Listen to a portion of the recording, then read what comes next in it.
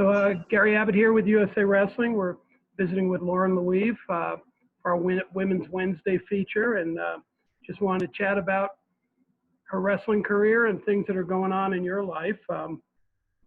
Just give me a little background on what your life's been like since the world shut down in March with the COVID-19 pandemic, and how things have been going for you. Things have been going great. Business as usual. Obviously, it looks a little bit different with the shutdown, but just finding unique ways to train and just really zoning in on the areas that I have been wanting to focus on. I love when my coaches run a workout for me. Who doesn't love that? But when you have this extra freedom to really zone in on the areas that you need to focus on, I think it's been really great for me to be my own coach. Yeah, well, obviously, some people have found it been really challenging since they decided to push the Olympics back for another year, but you have a different perspective on that. Could you talk a little bit about how going in 2021 might be to your advantage? Yeah, I think it has been to my advantage this far, and the COVID has been an unfortunate situation for many across the country and in many different ways. But any struggle, if we can find a way to find the advantage in it, it can be an advantage.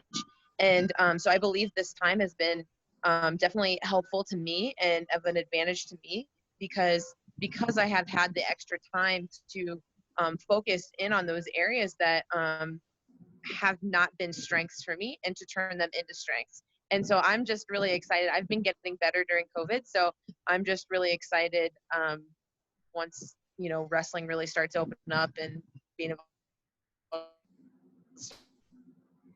So, Lauren, you've been competing on the senior level for about 10 years, back from when you started in college, going against the top women in the country. How much better do you think you've gotten over the course of your career, and how much has the sport of women's wrestling progressed since you started competing? I have gotten a lot better, and I'm excited about it.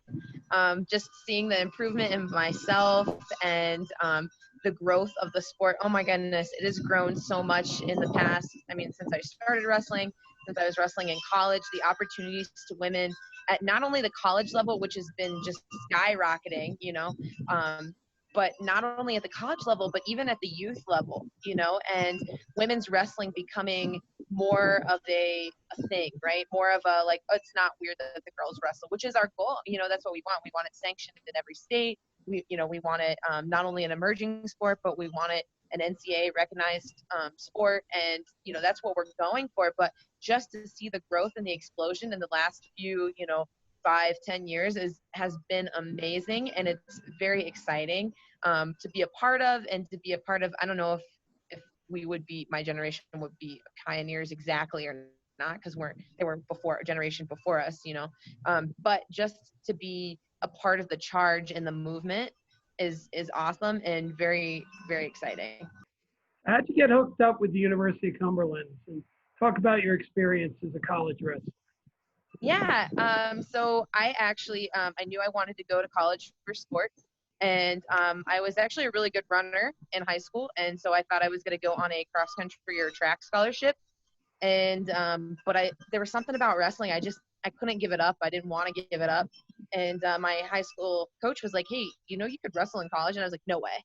And so I immediately researched all the colleges, and at the time there was only 5: University of the Cumberlands, Jamestown, Oklahoma City, Missouri Valley, I think, and I can't remember the 5th one, but there was only 5.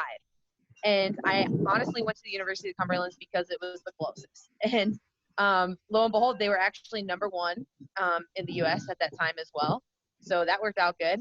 And so went there and trained for 5 years. I competed for the University of the Cumberlands for 5 years. And then when I graduated, I knew I wanted to continue. And so I became the grad assistant at the University of the Cumberlands for the following 2 years.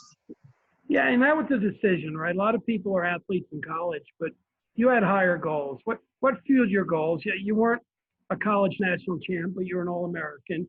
And you must have felt like you had more to get and more to give, right? Yeah. For sure. I definitely felt that. And, I still feel that.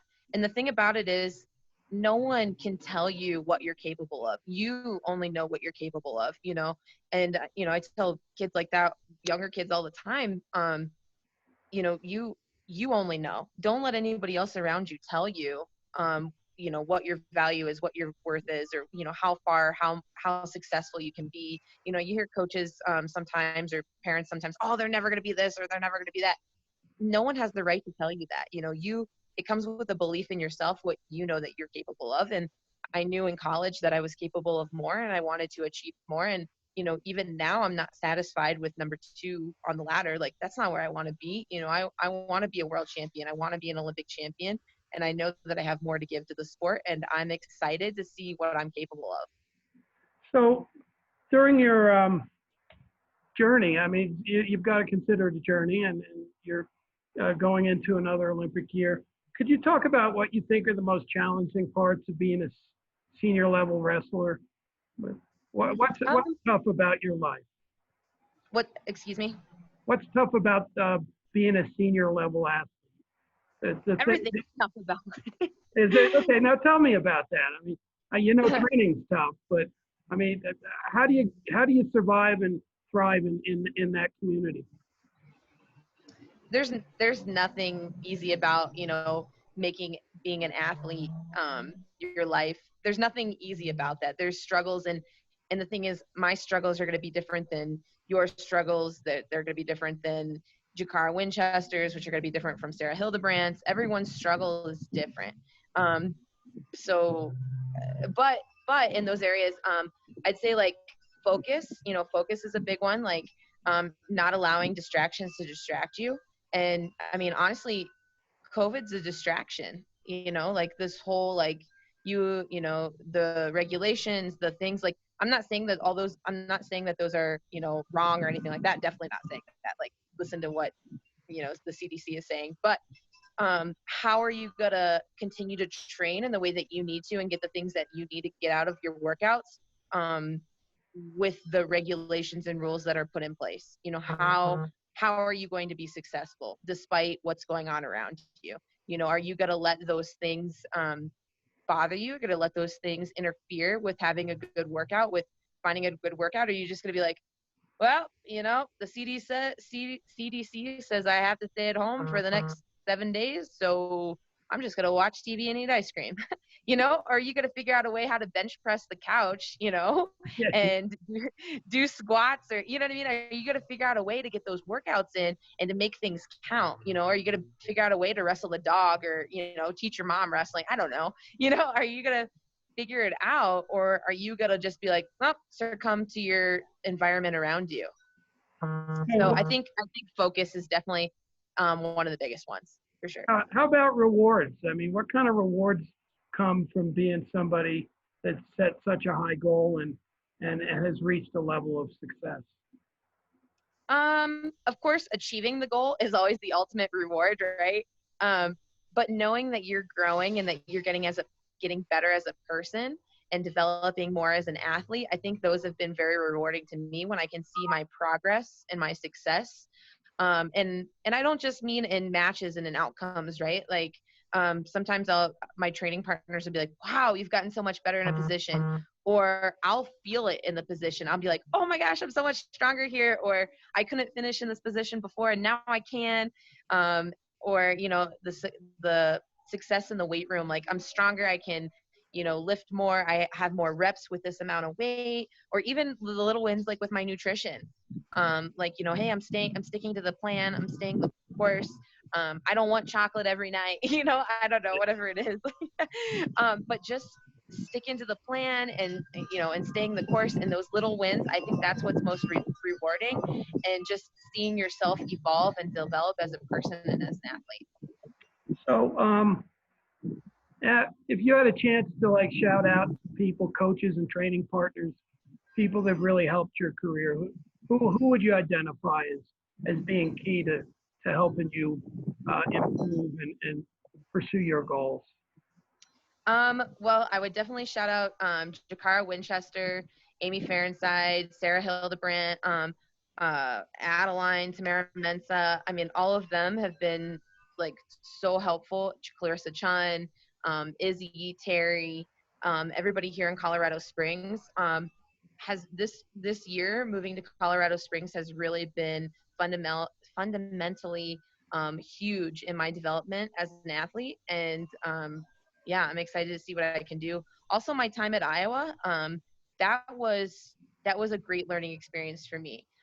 So just the time at Iowa, I really was able to develop and grow as a person there as well.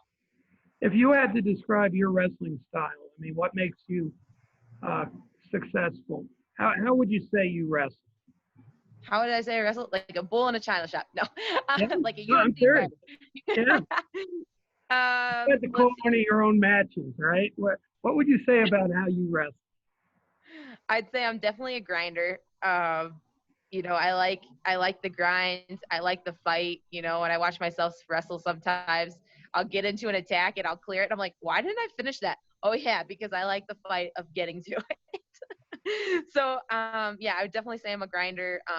If we had 30-minute matches, I would absolutely love that. So the longer the match, the better. I am for sure. Like if we had unlimited time, like that would be fantastic for me. So, read a story when you were training in Iowa that you had an interest in being a coach someday.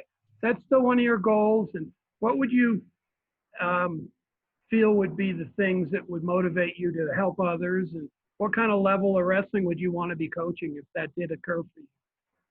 Oh, for sure. I definitely want to coach wrestling. That is like what I want to do entirely. If I could coach wrestling and train at this level, I would definitely be doing both. However, I realized as a grad assistant very early on, it's very difficult to do both. And I don't know how many people have made the world team and coached at the same time, you know. So it's a very difficult thing to do, and I wanted to dedicate myself fully to becoming an athlete. And being an athlete, I was like, hey, if I'm going to give this everything I got, then I got to fully invest myself, and that means I'm going to give up my dream of coaching for the time being. But I will come back to it once I retire as an athlete, and I'm excited about that. I actually tease Terry Steiner all the time, and I tell him I'm going to take his job. Okay. And he Well, tells me, go ahead, take it, along with all the gray hairs that come with it. yeah. So you wouldn't So mind coaching at a senior level. Would you have an interest in maybe being a college coach or working with high for school? sure, for sure, I definitely want to coach Division One women's college wrestling. I want to coach at the highest level that I can. Division One would be the goal. However, I'm not going to turn down any other position where the my environment is supportive. The program is supported by the athletic director and the men's program and things like that. For sure, I'm not saying if I don't coach Division One, I'm not going to coach at all. No, that's not true. I would love to coach Division One. However, if any other opportunities present themselves that are fantastic, I would love to do that as well. And then eventually working my way up to again Terry Steiner's job. So at the national senior level. So when you're not wrestling and training, what do you enjoy doing? What would you do if like you had the weekend off or something? Um, well, I love the outdoors. My family has a horse farm, so I actually do mounted shooting and barrel racing with my horses, and so basically, literally anything outdoors. But we do compete in mounted shooting and barrel racing. I like to fish. I like to climb mountains. Literally anything outside. You got a few mountains here in Colorado. Did you get up any of 14ers yet? No, I haven't. It's on my list, but training comes first. Yeah, no, that's important. They'll still be there when you're not getting ready for the Olympics, right? That's that's right. So you've had a great year in 2019, and there was a breakthrough, I'm sure, in your mind. What was great about that season when you made Final X? Um, I think the biggest thing for me was learning how to believe in myself. So my hashtag is believe in Louive, and I really zoned in on that. I really took advantage of that. I was really like, hey, we got to go for this. If you're going to commit yourself to everything, there's a breaking point at some point, right? Like something's got to give. When you're giving everything and you're all to a sport, to whatever it is, it doesn't have to just be wrestling. It can be anything. There's defining moments. And I feel like that was a defining moment to me where I was like, okay, we got to do something here. We got to go. Like, and so really, really believing in myself and really being like, hey, this is something that's real for you, and not just faking it, not just telling yourself like, yeah, I believe in myself, but actually finding the belief in yourself, actually creating the belief in yourself, focusing on what you want to accomplish and the things that you want to do and how you want to do it. So I think that was the biggest thing for me. Next week is a year until the 2021 Olympics. Are you getting excited again? I mean, I know you got fired up, and then we had to put it aside for a while. Can you visualize what your next year is going to look like once they open the mats up? Yeah, I'm excited. I have no idea what that's going to look like, right?